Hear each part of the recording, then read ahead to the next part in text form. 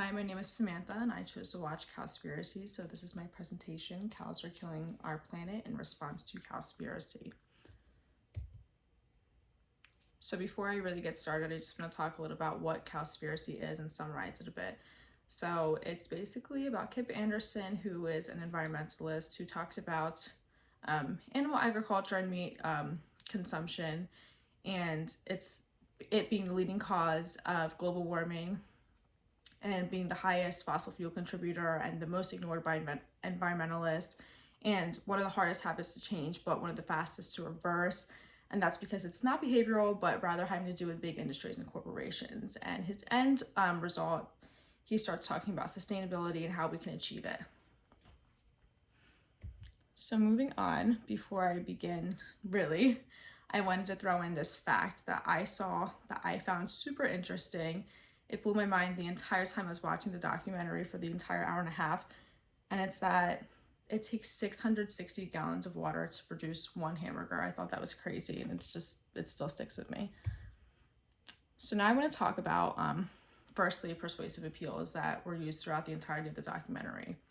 So while there were ethos and pathos present, I found that logos was the most used and most influential persuasive appeal seen throughout the documentary.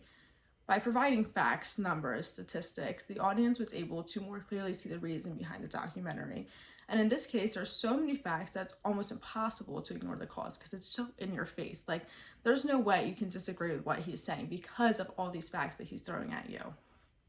But with that being said, because of the logistics, it was also important for Anderson to establish his credibility as well as that of his interviewees at the very beginning of the documentary during his introduction, because without it, his facts just sound unrealistic and non-factual, but with them, he's able to really establish that credibility. His pathos, however, was a little unconventional. With a topic such as global warming, you would expect a little bit more of a professional and almost schmaltzy presentation to persuade your audience, and that's imperative because of the time frame of climate change and global warming and the irreversible effects of these fossil fuels. Anderson doesn't necessarily take this route though. Instead, he ironically makes this documentary just a little bit funny. He's humorous, it's almost dry. He includes outtakes with government officials and other environmentalists that he interviews, where he can do nothing but laugh at their responses for being so ignorant, unmotivated when it comes to animal agriculture and its effects on our environment.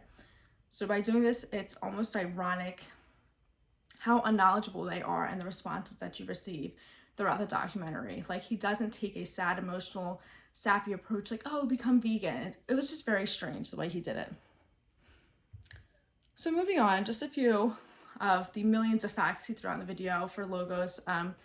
Animal agriculture is responsible for 18% of greenhouse gas emissions versus the 13% of combined transmission exhaust emissions, meaning that any of the cars, trains, planes, boats, animal agriculture is still 5% higher when it comes to emissions and all of that. Cows produce 150 billion gallons of methane per day.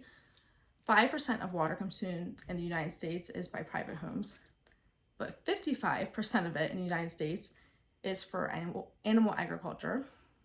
We could see fishless oceans by 2048, and 82% of starving children live in countries where food is fed to animals, and the animals are eaten by Western countries. So these are all facts that Anderson has said throughout his video or that his interviewees have stated.